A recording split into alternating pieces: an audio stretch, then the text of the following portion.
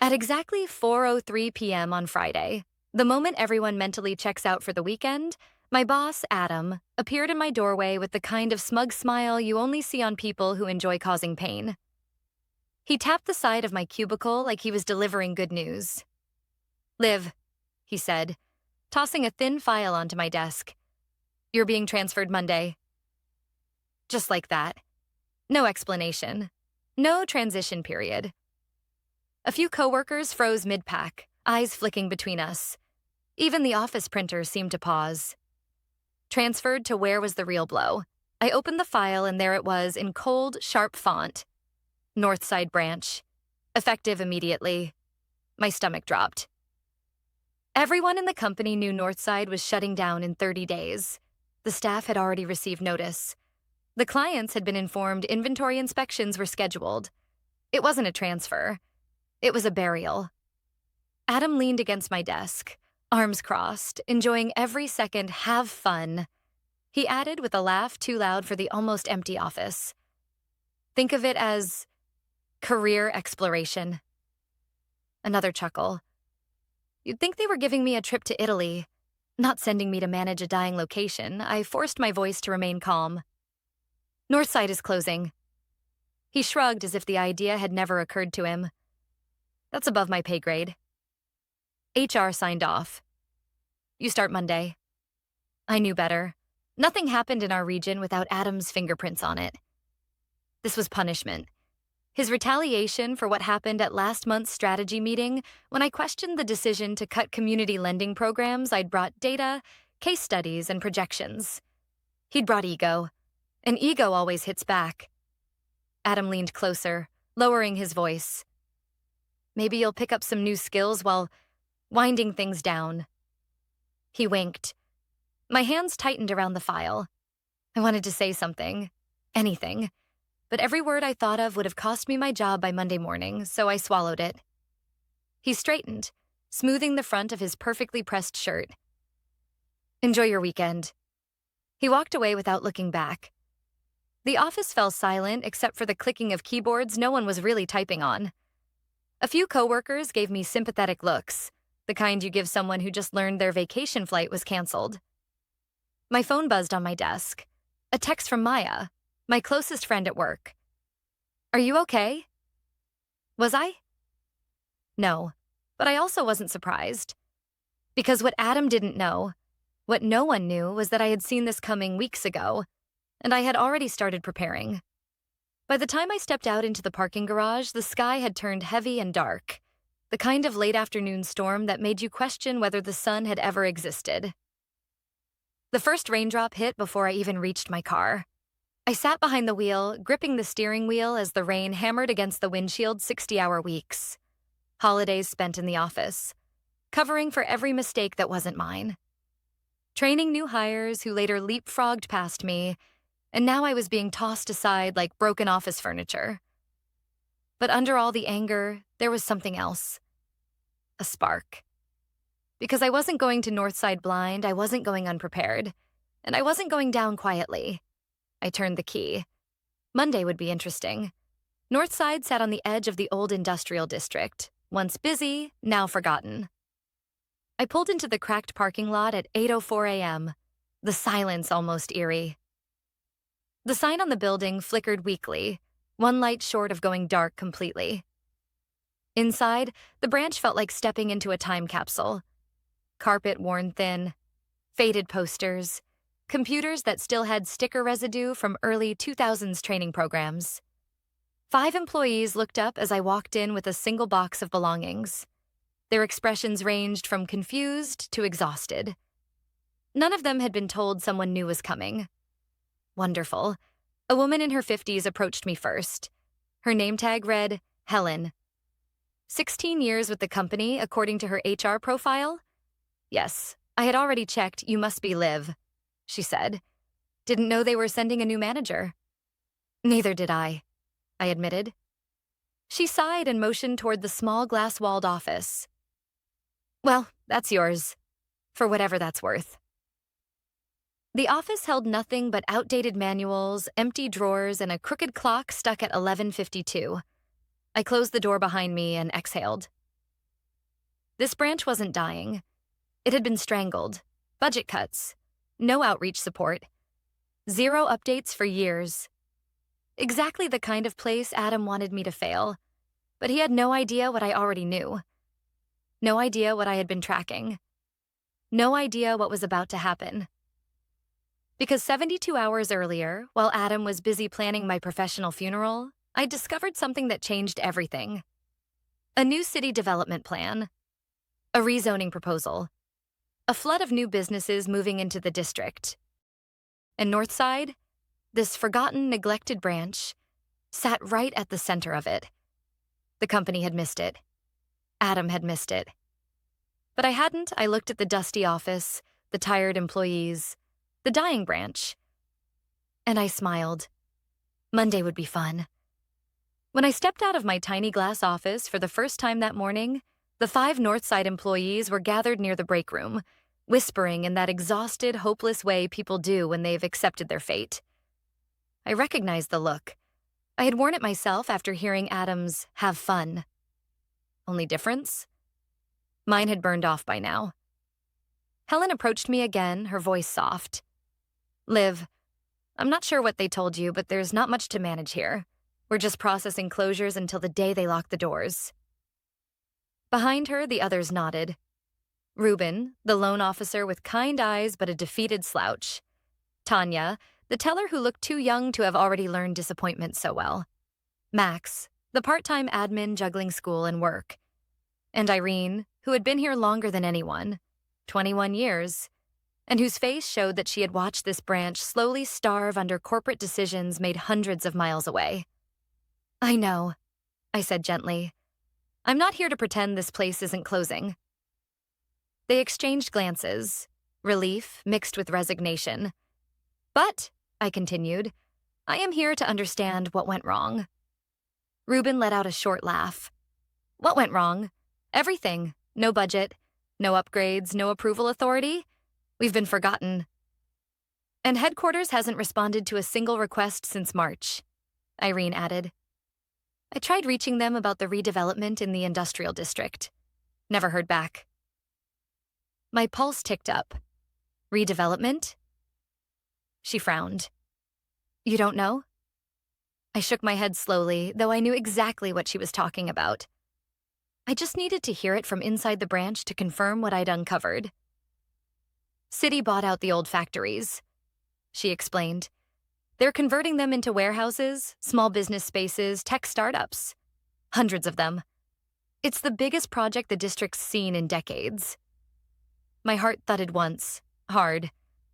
Max added, "Most of them are opening in the next few months. Some already have. But the company never gave us approval to reach out. Said it wasn't in alignment with strategic goals." Strategic goals. Adam's goals. I kept my face neutral, though inside something clicked sharply into place.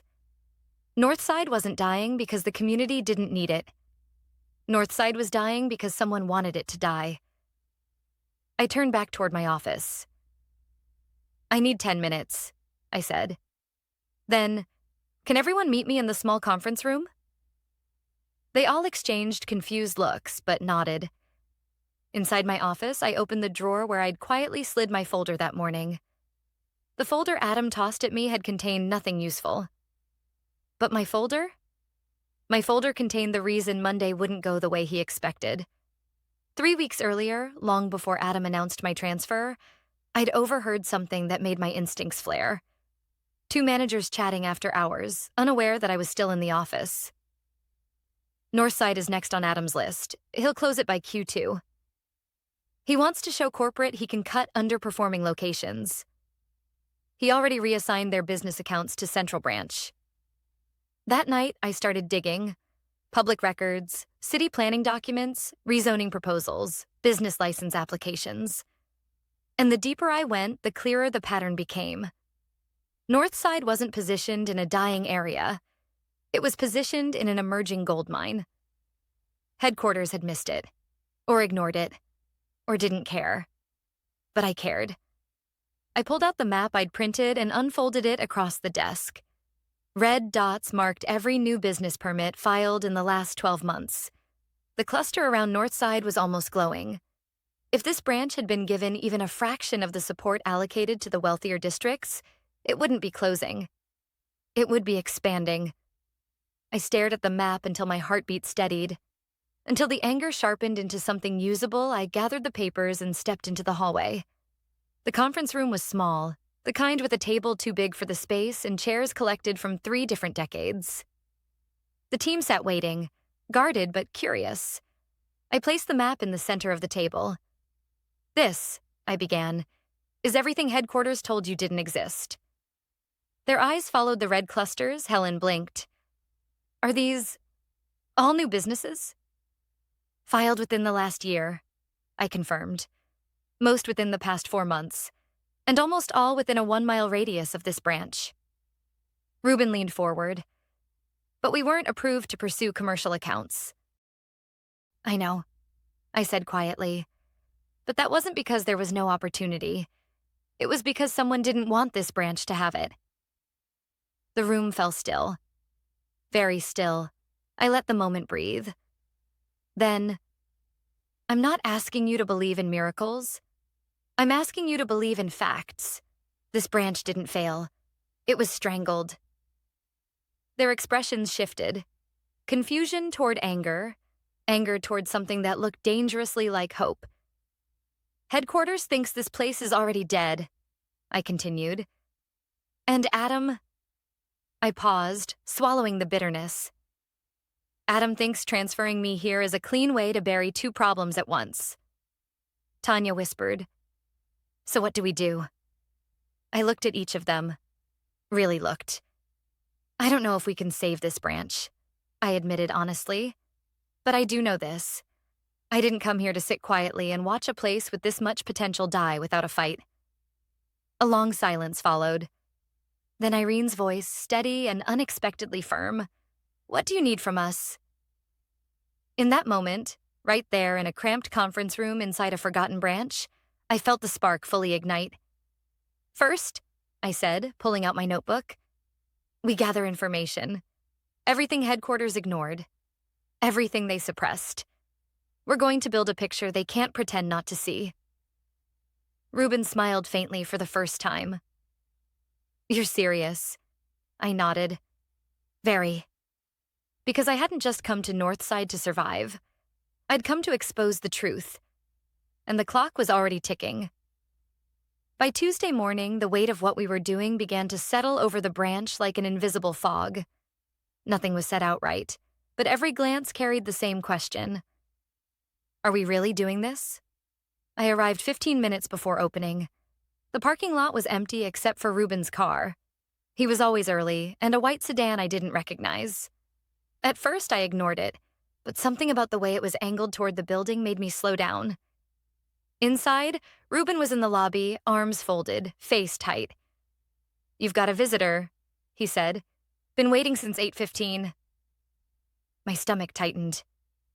"Who?" He didn't answer. He didn't need to. Because when I stepped behind the teller counter and saw the man leaning casually against the customer desk, my jaw clenched. Adam. He greeted me with a smile that didn't touch his eyes. "Morning, Liv." What was he doing here? He hated visiting branches unless cameras were involved. "We weren't expecting you," I said evenly. "Thought I'd check in, see how my transfer project is settling in." He looked around with exaggerated slowness. "Charming little place. Shame it's closing." Every word was a needle. Reuben excused himself quickly, and I couldn't blame him. Adam moved closer. "You look tired, Liv. Rough first day?" "Busy," I replied. "A lot to learn." "Oh, I'm sure." His voice dipped. "I just hope you're focusing on the right things." My pulse ticked up. "Meaning?" His lips curved in that familiar, chilling smirk. "Just heard a strange rumor. Something about maps? Discussions about business outreach?" His eyes locked onto mine. Surely that's not happening. Wouldn't want anyone thinking Northside is attempting new initiatives. That would be inappropriate. So someone had already said something. I kept my expression neutral. We're preparing closure documentation. Good, he said, because headquarters is allergic to surprises. He stepped even closer.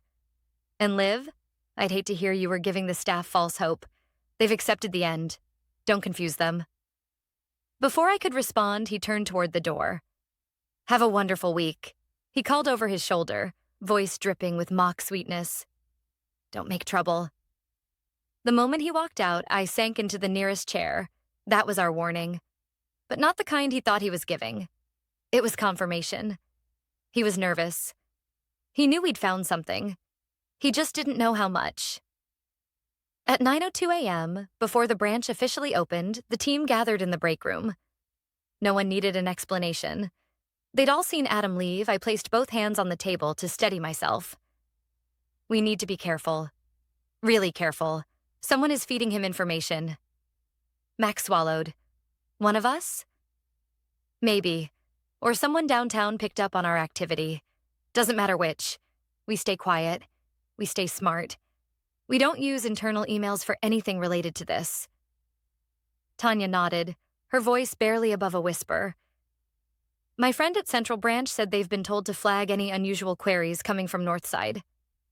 So Adam was tightening the net. Expected, but not enough to stop us. I pulled out the map and placed it on the table. We keep going, but from now on, everything we do has to leave no digital trail. Their eyes followed me. I continued. Today, I want us to start gathering first-hand information. Not projections, not assumptions. Real voices from the community. If we can document what these businesses need and how much revenue they could bring, we can build a case no one can ignore. Ruben frowned. Headquarters won't let us meet with businesses. I know. I took a breath. Which means we don't meet them as representatives. We meet them as listeners. It wasn't technically against any rule. Yet. The district is opening 2 warehouses this week. Ruben offered. There'll be contractors, vendors, small business teams. We could talk to them without mentioning the bank. I can stop by after my shift, Tanya added. My cousin's moving his startup into the renovated textile building. Good, I said. The more authentic feedback we gather, the stronger our case. And just like that, for the first time since Monday, the room shifted from fear to purpose. The rest of the day moved in small, meaningful steps. At noon, 2 elderly customers came in for account closures. Irene offered them water, walked them through everything gently. When they left, she turned to me, eyes shining with something like guilt. They're leaving because they think this branch doesn't matter, she whispered. But it does. It always did. I put a hand on her arm. Then let's prove it. She nodded at 3 p.m. While I was reviewing ancient loan files, my phone buzzed with a text from an unknown number. Be careful. He's watching more closely than you think. My mouth went dry.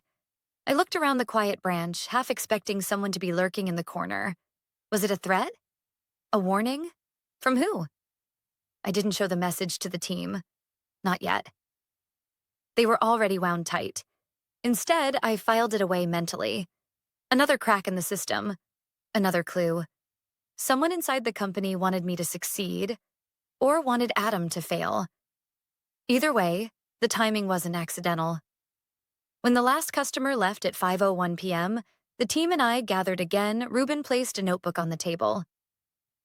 6 businesses I spoke with today say they're looking for a bank closer to the district.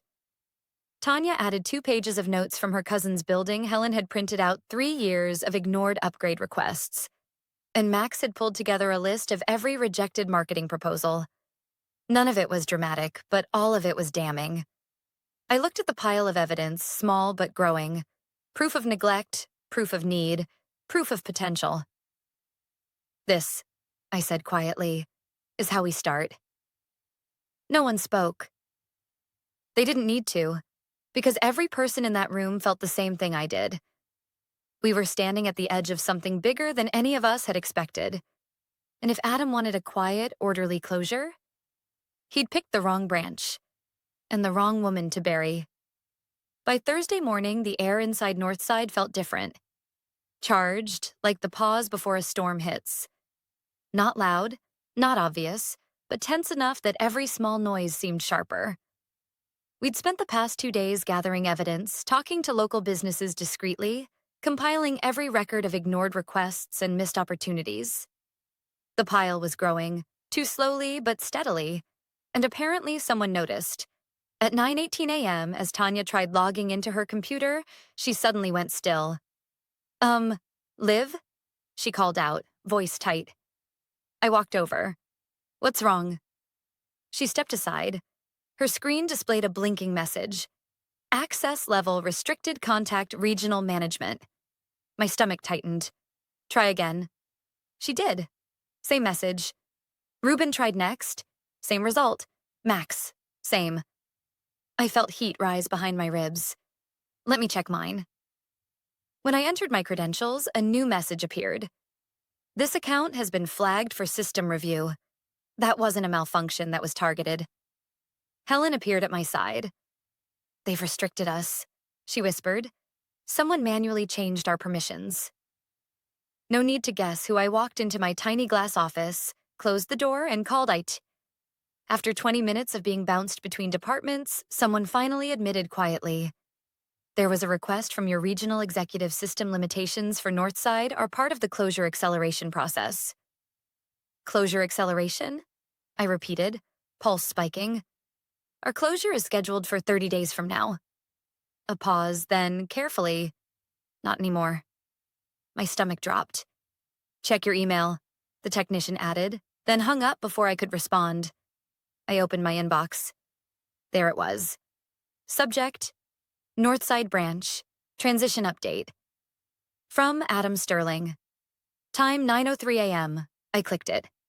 Effective immediately, Northside operations will be expedited. Staff should focus exclusively on closure tasks. Any non-essential activities are prohibited. Compliance review scheduled for Monday. Inventory audit Sunday, 8 a.m. mandatory. All account and loan processing capabilities will remain disabled until further notice. A. Sterling.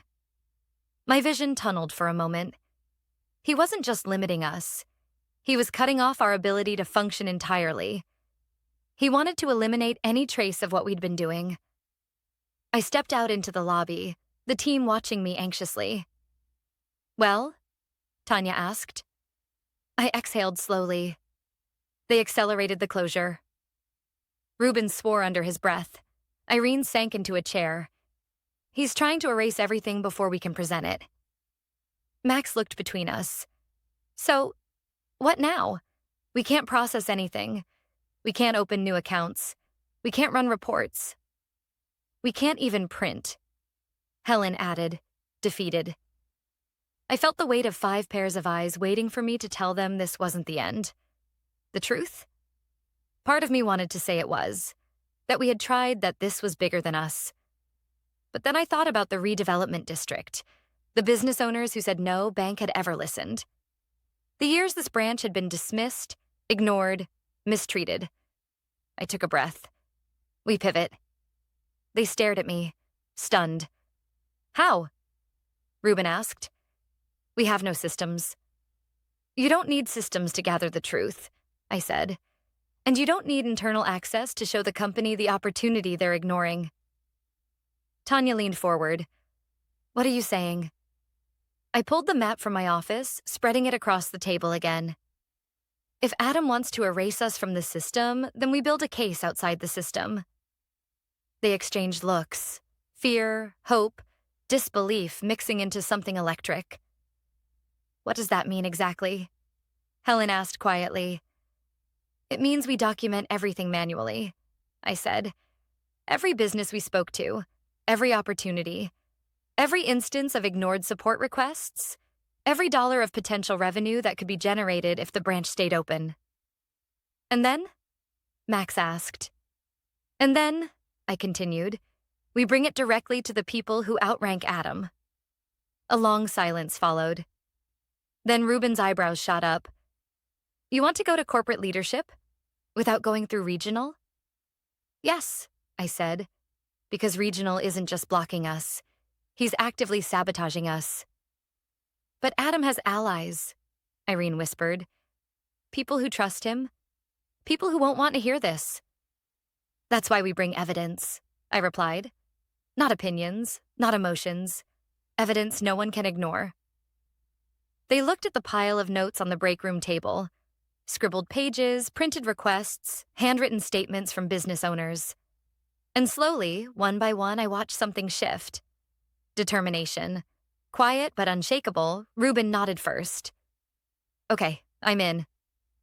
Tanya followed. Me too. Helen straightened her shoulders. Tell us what to do. I took a breath, grounding myself in the moment. Today, I said, we organize everything we have. Tomorrow we gather more, carefully, and Sunday morning we finalize our case. And then? Max asked. I looked him directly in the eye. Then we fight. When the branch closed at 5 o'clock, I stayed behind alone. The others had offered to stay, but they needed rest. I needed quiet. I sat at the old wooden desk, papers spread everywhere, rain tapping against the window outside. And then my phone buzzed. Another unknown number. He knows more than you think. Be ready. No name, no explanation. A cold weight settled in my stomach. Was it a warning? Or a threat? I didn't know, but either way, one thing was clear. The clock was running out. And Adam wasn't done yet. Sunday morning, the air felt unnaturally still, as if the city itself knew something was about to happen. I arrived at the branch just before 7:50 a.m., 10 minutes early for the mandatory inventory Adam scheduled. The parking lot was empty except for 3 cars, Helen's, Reuben's, and a sleek black sedan. I recognized instantly Adam was already here. Inside, the branch lights were off except for the faint glow from the lobby. Adam stood near the counter, arms crossed, tapping his foot impatiently. You're late, he said. I'm early, I corrected. He smirked. Time is relative when your branch is about to die. I didn't react. His goal was to provoke, but I couldn't afford to give him any emotional ammunition. The team arrived one by one, their faces tight, exhausted, but strangely steady. We began the inventory silently, counting pens, logging equipment, documenting ancient machines that should have been replaced years ago. At 8:37 a.m., Adam cleared his throat loudly. Before you go any further, he announced, I'll need your company laptops, badges, and access cards. They are no longer required. Helen froze mid-step. Tanya's hands shook. I stepped forward. The notice said after inventory. He waved me off. Plans changed. Compliance wants everything now. Effective immediately, this branch is closed. The words hit like a physical blow. It wasn't supposed to happen until the end of the day. But I saw something in his eyes. A flicker of anticipation. He wasn't just closing us early. He wanted to stop what we were about to do. He sensed something was happening. He just didn't know what. Yet I signaled quietly to the team. Give him what he wants. Don't fight. Don't reveal the panic. We handed over badges and devices. What Adam didn't know? We had already backed up everything externally.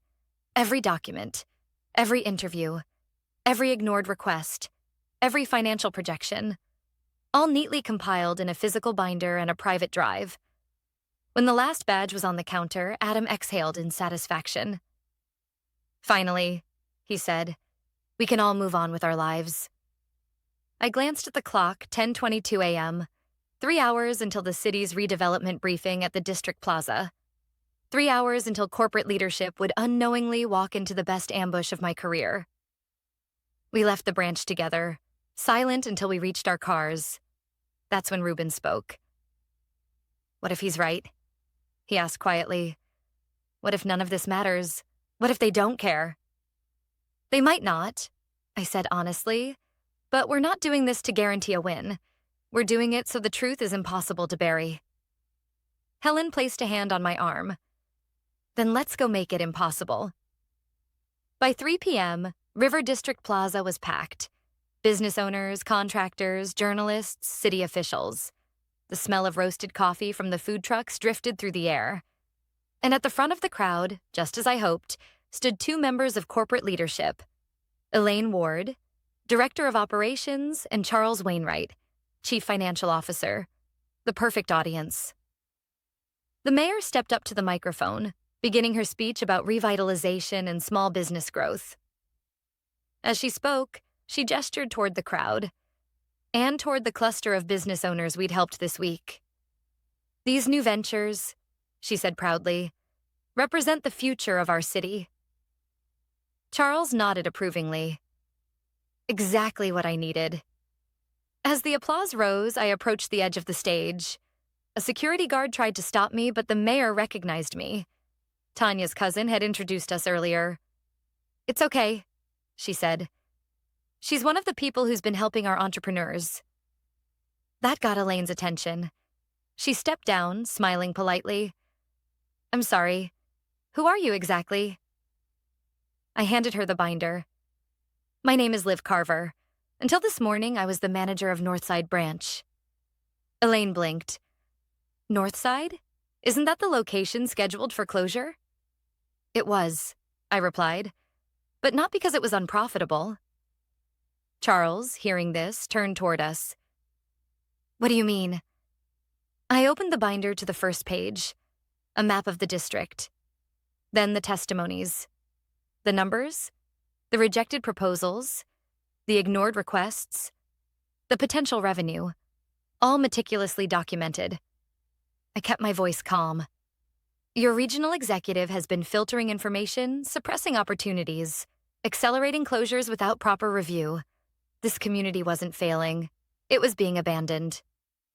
Elaine flipped through the pages, her expression tightening with every turn. Charles frowned deeply. "And you're certain these numbers are accurate?" I handed him the flash drive.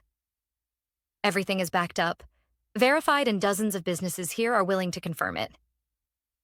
As if on cue, several business owners approached. People we had met, spoken to, listened to. They spoke over one another, eager. She helped us set up accounts. She listened when no one else did.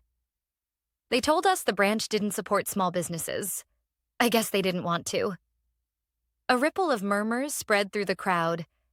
And then, behind the cluster of people, I saw him. Adam.